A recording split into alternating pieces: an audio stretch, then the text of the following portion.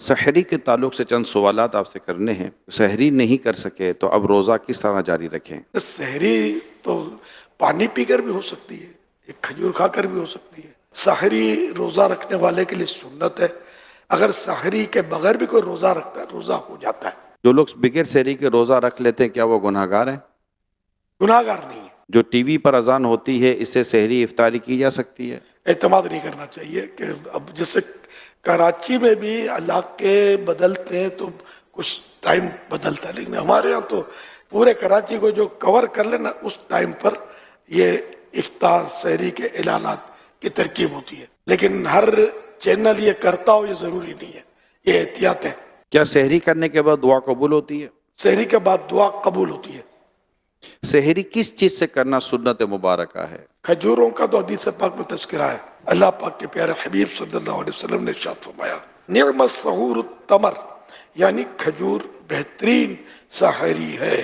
سحری کا وقت ختم ہو رہا ہو تو ٹوتھ برش کر سکتے ہیں؟ ٹوتھ برش اگر ٹوتھ پیسٹ بھی ساتھ میں ہے تو دیکھ لیں کہ منہ میں ذائقہ ختم ہو رہا ہو تو وہی بول رہا ہوں کہ اگر ٹوتھ پیسٹ بھی لگایا تو منہ میں ہو سکتا ہے کہ وہ ذائقہ اس کا رہ جائے اور پھر تھوک نکلے اس کا. تو یہ کیونکہ اس کی ٹوتھ پیسٹ کی جو ذائقہ ٹیسٹ جو ہے نا وہ آسانی سے جاتا نہیں ہے، دیر لگاتا ہے.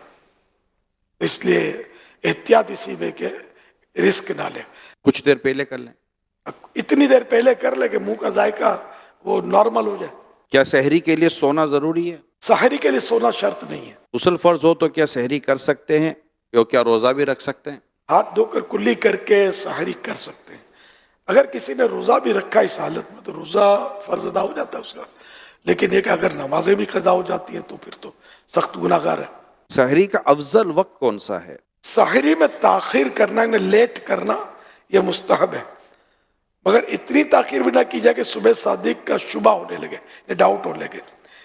یہاں ذہن میں یہ سوال پیدا ہوتا ہے کہ تاخیر سے مراد کون سا وقت ہے. مفتی احمد یار خان صاحب فرماتے ہیں اس سے مراد رات کا چھٹا حصہ ہے. تو چھٹا حصہ جو ہے وہ افضل ہے. سحری کرنے کی کیا کیا نیتیں کی جا سکتی ہیں سحری میں؟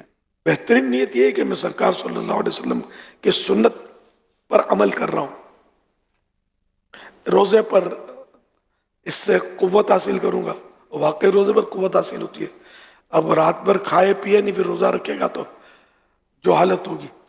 جب بھی کھانا کھائیں کوئی مطلب ایسی چیز جس سے قوت حاصل ہوتی ہو تو پھر اس میں یہ نیت اتنی کم از کم نیت کر لینی چاہیے کہ عبادت پر قوت حاصل کرنے کے لیے کھا رہا ہوں. یہ کہ بسم اللہ پڑھ کے کھاؤں گا، سحری کے بعد دعا کروں گا کہ سحری کے بعد دعا قبول ہوتی ہے. تو اس طرح مزید نیتیں اضافہ کر سکتے ہیں. روزے کی نیت کیا زبان سے کرنا ضروری ہے؟ نہیں، دل میں نیت ہونا کافی ہے. اب دل میں نیت ہے اور زبان سے کہہ لینا اچھا ہے. یا محلے کی آخری اذان تک سحری جب اذان سے سحری کا تعلق ہی نہیں ہے تو آخری ہو یا پہلی ہو، اگر صبح صادق سے پہلے اذان ہوئی تو اذان دہرانی پڑے گی، اور اگر صبح صادق سے بعد ہوئی تو اذان صحیح ہوئی. اگر اس پر کسی نے کھایا پیا تو اس کا روزہ صحیح نہیں ہوا.